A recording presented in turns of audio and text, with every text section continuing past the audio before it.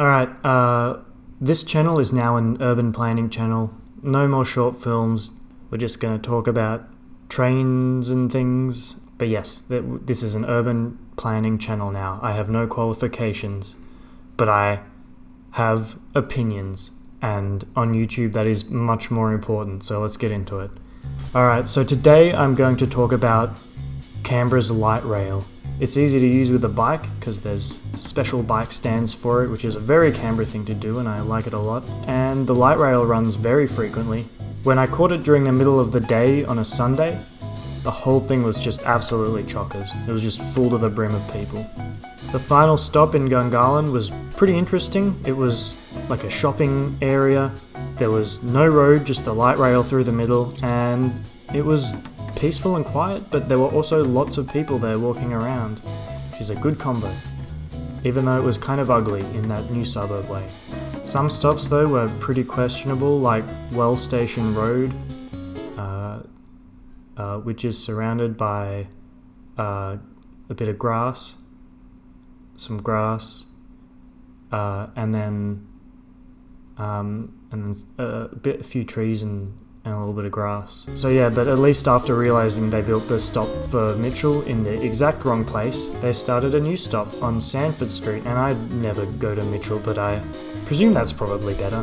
I hope so anyway.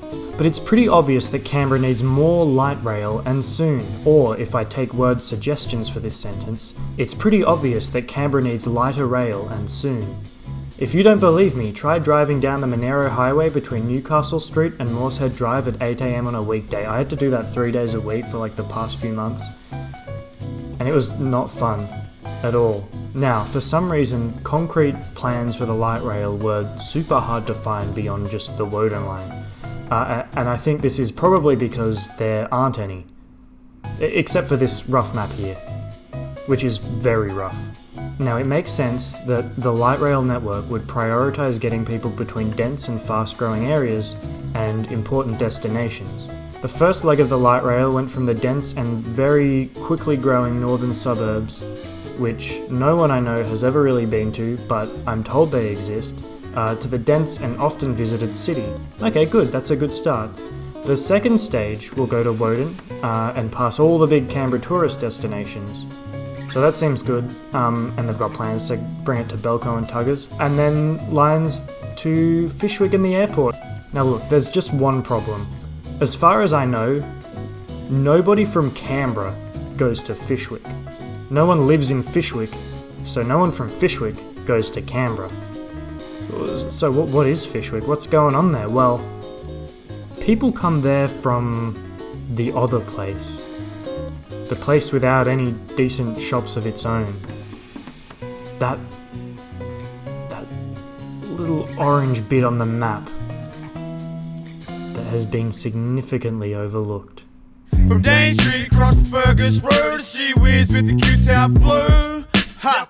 Sassafras and all the Cooma Road. It's my cool, I'm just letting you know. Yeah. So here's the thing with Queanbeyan. It's basically a commuter town.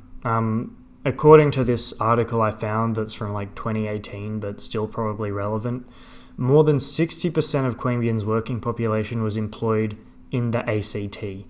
So that's quite a lot. That's a lot. While I couldn't find any statistics about Canberra roads and traffic, I found a report with accident hotspots, and I figured that would be the next best thing. So if you look at this list, funnily enough, 3 out of 10 of those, including the top 2, connect to Queanbeyan.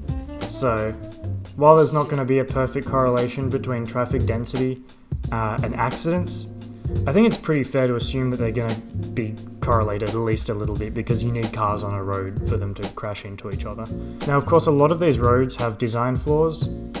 Don't even get me started on Solwood Drive, but they all do take a fair amount of traffic. Also, according to this sign here that there's a photo of right here, Queanbeyan is the fastest growing town. So the traffic problems and the accident problems as well are only going to get worse. So either Queanbeyan needs its own movie theatre, so we don't have to drive all the way to Dendy whenever we want to see something on the big screen, or it needs decent public transport. Preferably both, but public transport is what I'm talking about today. Yes, there are technically buses, but they run once an hour during peak time, and they only take exact change in coins like it's the Stone Age, and they have seatbelts for some reason. It's weird. No, Q City transport, just you can't factor into this equation. Let's just forget about it. So now that it's pretty clear why Queanbeyan needs a light rail, let's float some ideas about how this could happen. Now, if we look at population density again, most people are living in the northeast, which is near the middle of town anyway. Queanbeyan already has a rarely used railway station that's actually pretty well serviced for walking and cycling, but it is a little bit out of town. It seems to me that a sensible option could see the new light rail follow the existing train line from Kingston to Queanbeyan that goes through Fyshwick. It could then continue down Crawford Street, which is very wide and could probably afford to have a light rail slapped in the middle of it, until it arrived at Dan Murphy's, which is the most important place in Queanbeyan and definitely an ideal place for the final stop. Although I guess they could also put the final stop maybe in like Queanbeyan's bus interchange. I don't know. Now the bus interchange would actually be very ideal because it's new, really well equipped. There's like a big bike locker and a lot of space, and it's right near the river and right near Riverside Plaza and everything. But the only problem is it is only serviced by buses from the Stone Age that take exact change in coins and have seatbelts. So no one ever uses it, except for school kids, I guess. And here's the thing, due to Queanbeyan's size and density, it would be possible and pretty easy to cycle from just about any part of Queanbeyan besides Jerrabomberra, and yes, you're Queanbeyan, despite what you like to think, you're not better than us, to a light rail stop in the middle of town. Queanbeyan became a proper town in 1838, so the northern parts were built before cities were designed for cars, and they're actually pretty walkable and pretty good for cycling. There are the beginnings of a very decent cycling network in Queanbeyan that honestly just needs a few finishing touches to connect everything so that it can service a potential light rail stop really well. So really, if we want to lower the death toll on our roads, speed up commuting times, and free up the roads for the people who really do need to drive, if we want to make traffic manageable, and of course if we want to lower carbon emissions to hopefully begin to stave off the most horrific existential threat humanity has ever faced that will leave our planet a burning lifeless husk if we don't do something like 2 decades ago, then the light rail to Queanbeyan is obviously the way to go. Anyway, I hope this all turns out well for my sake, since I've convinced myself I'm still living in Sydney and refuse to buy a car. It's very difficult to get anywhere. Please build the light rail for me, I need it. Thanks for watching.